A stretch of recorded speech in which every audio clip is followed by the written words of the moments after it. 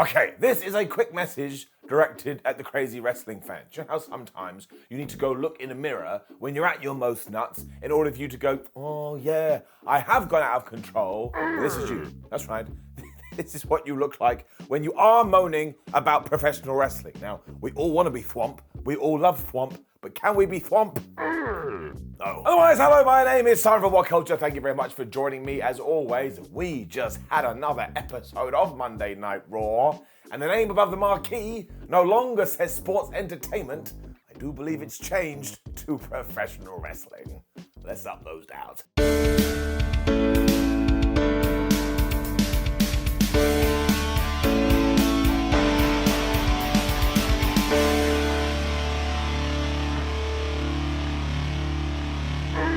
Judgment Day were out to start Raw this week, and I've decided they should change their gimmick so they quite literally judge people. I imagine I was in the audience, they'd been like, look at you, you no-haired Mother Hubbard, and look, you wearing shorts, you have terrible calves. I think it would be fun. Rhea Ripley started here as well, and she went right after the Mysterios, saying that they now know who runs the show, and that she is Dominic's pappy. So we are going back in time, and we're having that massive nostalgia hit. And then she passed the fight to Finn Balor, and he was like, oh man, I'm the most evil man on the planet, and I also have some sad news, the Mysterios aren't here tonight. I was like, that is sad. Damian Priest soon jumped in, and he was talking about his match with Edge next week, and he said, well, what aren't I gonna do to him? As if to insinuate that he was absolutely gonna kill him. And I was like, well, I know a few things you're not gonna do. You're probably not gonna cut his hair. I don't think you're gonna sit down and have some tea and crumpets, and I doubt you're gonna be playing some Super Nintendo. Damo also went on to tell us that Edge wasn't here tonight either. I was like, how do you know? Have you talked to these people? No, because you hate each other. And if any one of them has rung you up and been all like, oh, I'm not going to make it tonight, and you believe them, well, you're an absolute goober. Damien finished all this off by saying that he will do all of this next week without the help of his friends, so it is going to be a one-on-one match. I knew it, I got it right. Rey Mysterio appeared with a chair, and he started hitting everyone. I was like, you shouldn't have trusted a phone call. He got some good waxing on Finn and Priest, but then Rhea Ripley was all like, oh man, yeah, you want to hit me, you want to hit me. And while Rey was able to slam Balor one more time, essentially, Rhea casted distraction here, and that allowed the whole Judgment Day to absolutely murder Rey Mysterio, including giving him the coup de grace when a chair was on his face. Now, I have no idea what Rey's plan was here because it was absolutely terrible, but I like this opening segment mostly because now whatever needed to click with the Judgment Day has clicked, and because this feud with the Mysterios is going on and on and on, you just have to assume there's a big twist coming at the end of it. I presume Dominic will join, but I'm intrigued about it all. And it was then time for the next round of the women's tag team tournament, and we had Alexa Bliss and Asuka taking on Doudrop and Nikki Ash. It was alright. Bianca Belair was out there as well to watch this because why the hell not? Although she did it from the entranceway, and I was like, Banks, you can basically go straight to the ring. It will be okay. And yes, Nikki Ash has kind of changed her ring gear in the sense she now comes out with a leather jacket and she doesn't have a cape. Maybe Doudrop told her she looked stupid. Otherwise, this was pretty much exactly what you'd expect. Doudrop kept crushing everyone as Asuka kept hitting people with German suplexes, but when Alexa Bliss had a cover after a crossbody, Doudrop broke it up by squishing her. See? We come full circle. She also hit this really good Michinoku driver for a near fall, and there are some rumors out there that we're going to change Doudrop's name soon. That probably would be for the best. Although the highlight of this entire thing was the team of Asuka and Alexa. I thought they clicked quite well. At one point, Bliss tagged herself in, she hit a DDT, and then she re-tagged back in the Empress Tomorrow who hit a Code Breaker, and I was like, oh man, they're running and rolling. Also, yes, I just called it the Code Breaker. What are you gonna do? Alexa then made sure to get rid of Nikki as Asuka applied the armbar to Doudrop, who did tap out.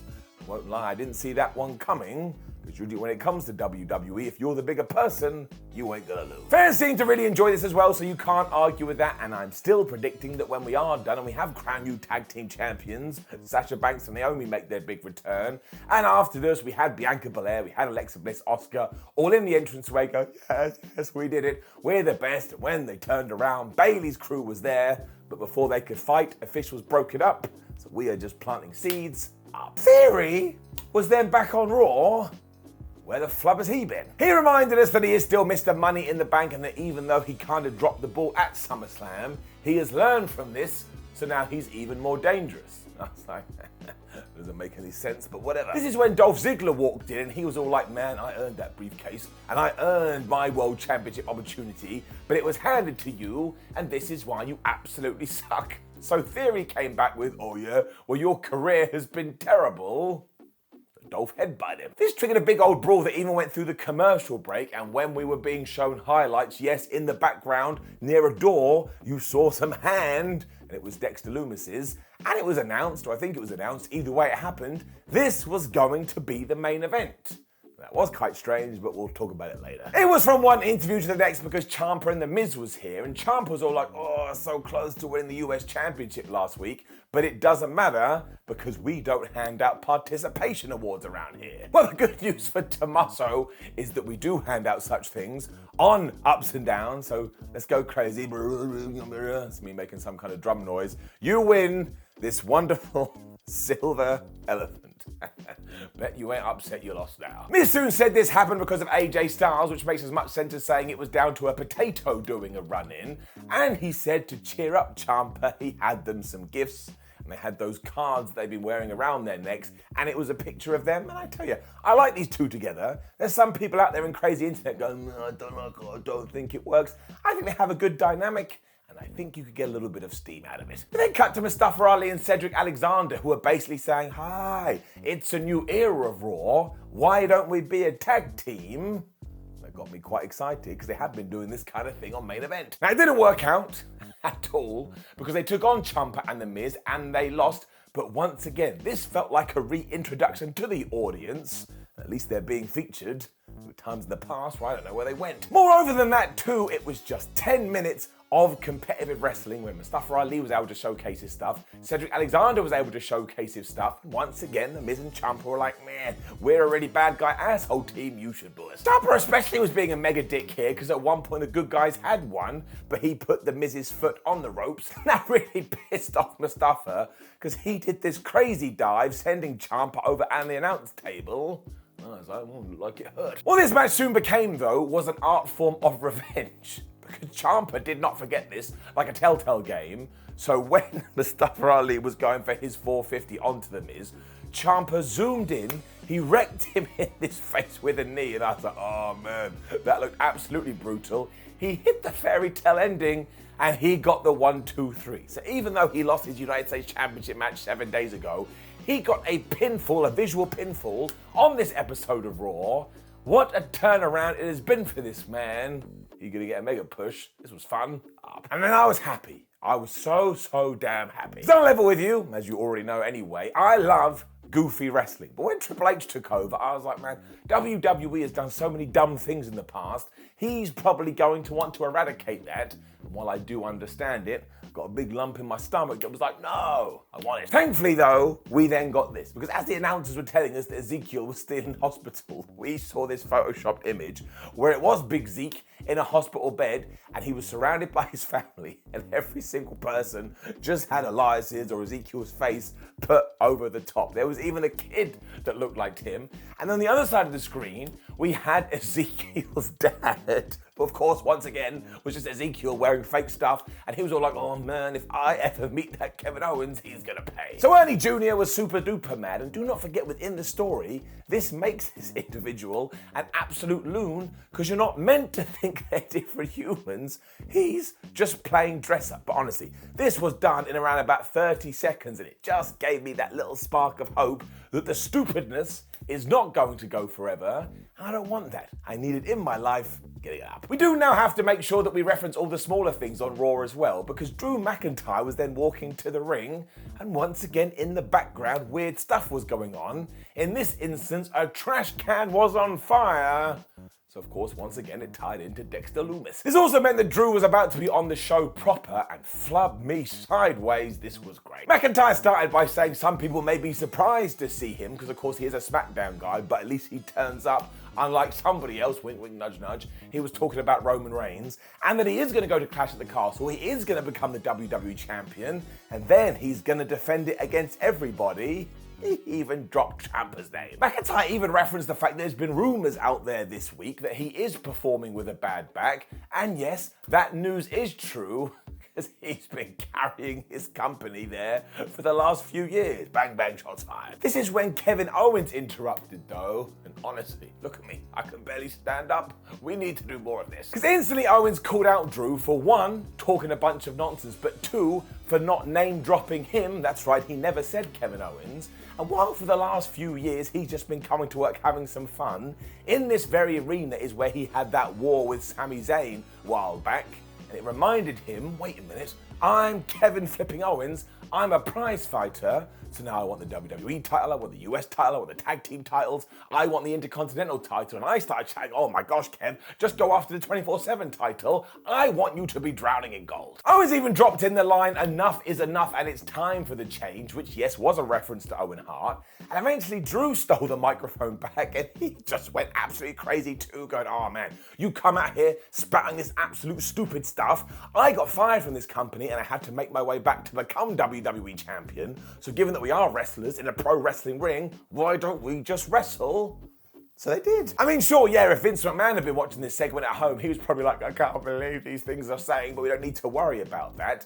And this got me excited in around about 67,922 ways, especially because it was quite clear somebody had gone, Kevin, you go out there and talk. Drew, you go out there and talk. This is what we want you to get across, but do you need to be scripted? No, you don't. This is now the benchmark. It is getting it up. As does the match. Throw another up on there, because this was 15 minutes of goodness. I mean, Owens hit a frog splash off the apron in the really early going, and then Drew McIntyre was getting all these suplexes and neck breakers in. But then Kevin Owens was coming back too, so this was proper wrestling tennis. Your neck was like this. He then ruined his back when McIntyre got his knees up after Kevin Owens had gone for a senton, but then there was more frog splashes, there was a Michinoku driver, there was more sentons, there was more DDTs. The whole time I was like, oh my gosh, I have no idea who is going to win here, because you don't want Drew McIntyre to lose. He's the number one contender, but quite clearly we've just hit reset on Owens, so it would be ridiculous to give him a defeat right now. They were then tussling on the top with McIntyre being able to hit a white noise from up there, and honestly, they then did all these shotguns attacks that put both of them on the floor. And at this stage, everyone got up and just started applauding, because this was a terrific match that usually you'd see on pay-per-view. Premium live event. I even shouted out, yeah boys, you're killing it, which was really strange because again, I was sat at home and it did seem like Drew McIntyre had the advantage here. He was going to hit the Claymore when the Usos appeared and they caused the DQ. Drew was able to fight them off, but when he turned around, he got hit by a stunner, and as Kevin Owens walked off, he turned to Jimmy and Jay and said, oh man, remind your tribal chief he owes me one. And then even though the Usos tried to beat up McIntyre, he took them out and was all like, I'll see Roman Reigns on Friday. But honestly, as a way to connect your two shows together, this did an absolutely brilliant job. So you should really go out of your way to see it, but there is one small issue here, and that's the fact that over the last few years, probably over the last decade, WWE has just done this type of finish too much. And even though we have a new regime change, and you probably shouldn't judge them by what the old lot were doing, it still serves as the law of diminishing returns. Like for a good 15 minutes, I was like, oh, I don't know who's gonna be victorious. And the answer was nobody. Sometimes I just need to see a winner and I just need to see a loser. And if you're worried about a loser, make sure you've got a story in your back pocket to light them up again. I cannot lie, I was disappointed. Doesn't mean I never want to see a DQ again. You absolutely can. And you probably could do it in this type of scenario, but we are still dealing with too many of them. Down. And Seth Rollins was up next. Always good. He came out being his usual insane self, wearing some clothes that I have no idea where he bought them from, and was all like, Riddle says he's going to say some words, and as it's probably going to be a retirement, I wanted to be here for it. Oh, and by the way, Rids, you can probably then go back to 7th grade and finally finish it. He was saying that he was stupid. This is when Riddle appeared on the big screen and we were told, oh man, he's at home right now. I was like, he does not look like he's in any type of home. And he told us that he's been medically cleared and the next time him and Seth meet in the ring, they're gonna get into it. And I presume they mean Jenga. Of course, Riddle was at the venue though. I mean, you'd have to have been an absolute moron to have thought otherwise. So when Rollins did go mad on the mic, out came Riddle, he charged, they got into a bit of fisticuffs, and this time when Seth did go for the curb stomp, Riddle got out of the way, he carried on the beating so much so Rollins was like, flub this, and he ran away. So this was good, made sense. We also got to confirm that they will be taking on each other at Clash of the Castle. There's no way that is going to be bad, not in any universe. up. We then had this video hyping up the fact that we do have another US title match this evening between Bobby Lashley and AJ Styles. And once again, it just creates so much importance that you want to give it a hug when we had another return on Raw, because here was Veer. Now, it is fair to say everything we have done with him to date has been absolutely bonkers. Do you remember when he had that massive feud with the Mysterios, which kind of just ended, and then a few weeks later he was flirting with backstage interviewers? If you don't, you made the right choice, because again, it was weird. But I think we've hit the reset button with him again, because he came out here to take on Bo Keller, I think they were called, and no, you're not meant to know who that is. And within 2 minutes, they were in the cervical clutch. Tapped out. And that was alright, I suppose. I do actually think Veer is better than a lot of people give him credit for, but I just think we should be doing something different with him. Because him being, oh man, I'm the monster heel, I'm going to destroy everyone. Well, for starters, he's already done it. And two, well, it's just been done too much. I didn't get much out of this. I'm intrigued to see where we go next. Let's get it down. More wink, wink, nudge, nudge after this as Bobby Lashley was getting ready for his match later. And in the background, Adam Pearce was talking to some police officers. And I wonder why. When we cut to an interview with Bayley and her friends. They did the usual stuff when Dakota Kai, who was on the mic, saw Dana Brooke, so walked up to Dana Brooke and was like, man, I think you absolutely suck. And Brooke was like, no, I don't suck and I'm not intimidated by you. Which means later on, they are going to have a match. And yes, Dana had the 24/7 title, so it hasn't been ditched yet. Which is good, because we've already established this. Give it to Kevin Owens. And then if you can believe this, we did get to our next match, which was indeed Bob versus AJ for the US Championship.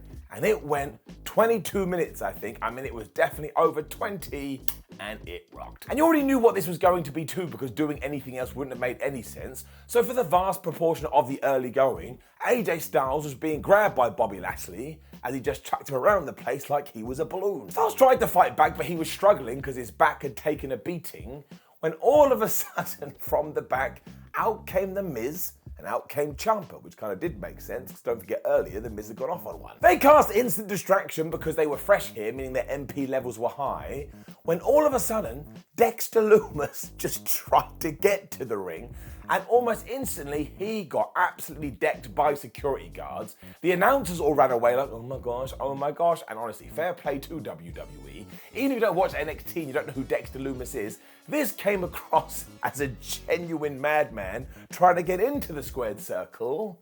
Thought it was quite effective. We even cut to commercial, which added more weight to this, and we soon learned that during that ad break, not only had The Miz been speared, but The Miz and Champa had been sent to the back. And this is when AJ and Lashley got into it again, and at one point, Lashley went for another spear, but Styles turned it into the calf crusher. That was great. Somehow Bob powered out of that and turned it into the hurt lock, and I was like, how was that possible? But then Styles reversed that into the most devastating move in all of sports entertainment, the surprise roll-up. He then went for the phenomenal forearm. He missed. Bobby hit the spear. 1, 2, 3. He is still your United States champion. I'm just so pleased that we're getting these kind of things on Raw, because it just elevates everyone, which is the entire point, up. And then Dakota Kai murked Dana Brooke. I mean, it's always going to happen. Not much to say really, and it was quite clear this was just a way to make everybody go, oh wow, Dakota Kai, she's like an absolute badass. Just need Dana in the head to get the 1, 2, 3. Though technically, this does make her the 24/7 champion, but she's not. I wonder why. But yeah, whatever, can't get mad. Up. Things then did get really weird, because it did mean that our main event was Dolph Ziggler versus Theory, but ironically I do have a theory of my own. Because this was a program put together before Triple H and his boys were in charge, but I presume they looked at it and they were like, well, we don't want it to just vanish. We don't want it to just disappear, so why don't we blow it off on Raw, and then we can send these two guys off in their own directions. It's quite a good idea. They also had a good chunk of time, and do not forget that Dolph Ziggler is a tremendous professional wrestler, and even though he's in his 40s now, it doesn't look like he's slowed down at all. And we also had some narrative elements here, because the whole time the commentary team were like, oh man, Theory, he's so much more aggressive. He has learned from SummerSlam. Now, I didn't really see that, but I enjoyed the fact that we were putting that point across. Otherwise, there's not that much to point out, because it was just a solid wrestling match. Although I do have to say, as ever, Theory went for that rolling drop kick thing that he does, and every single time, at least on the first occasion, it get reversed. Although here it was into the famouser. That was really good. And Dolph was able to get another false finish with the zigzag. But after Theory had tried to cheat when he put his feet on the ropes, the ref saw that, so Ziggler then went for another famouser. He tried to do something, it got reversed, he got put on his shoulders, hit with the ATL, 1, 2, 3, Theory wins. It did draw a line under it though, you can move on from it now like I do say, so let's try and do some interesting stuff with the Money in the Bank, and let's absolutely put Ziggles in a proper program, because whoever you do stick him with, you just know it's going to be great. So probably in hindsight, I would have put the US title match here just because it did have better stakes. But either way, it was a fine end to Raw. I certainly wasn't offended. Which brought us to the end of another episode of Monday Night Raw, and I also thought this one was flipping great, mostly because it was merged together with all the stuff between Drew McIntyre and Kevin Owens. See, you can have a pay-per-view match on a random episode of your TV show, but let's hopefully get into a pattern where we do have a winner and we do have a loser, because sometimes the guy lesser on the card will beat the person higher on the card, and that will send us crazy. I don't know what I'm talking about. Now please do leave a comment below and let us know what you thought about last night's episode of Raw. Like the video, share the video and subscribe. Hello to WhatCulture.com where you can read yourself some articles. Make sure you come follow us on social media. And I've looked, I'm 99% for sure we do have a lot of videos. Go watch one. My name's Simon WhatCulture. Thank you very much for joining me as always. See you soon.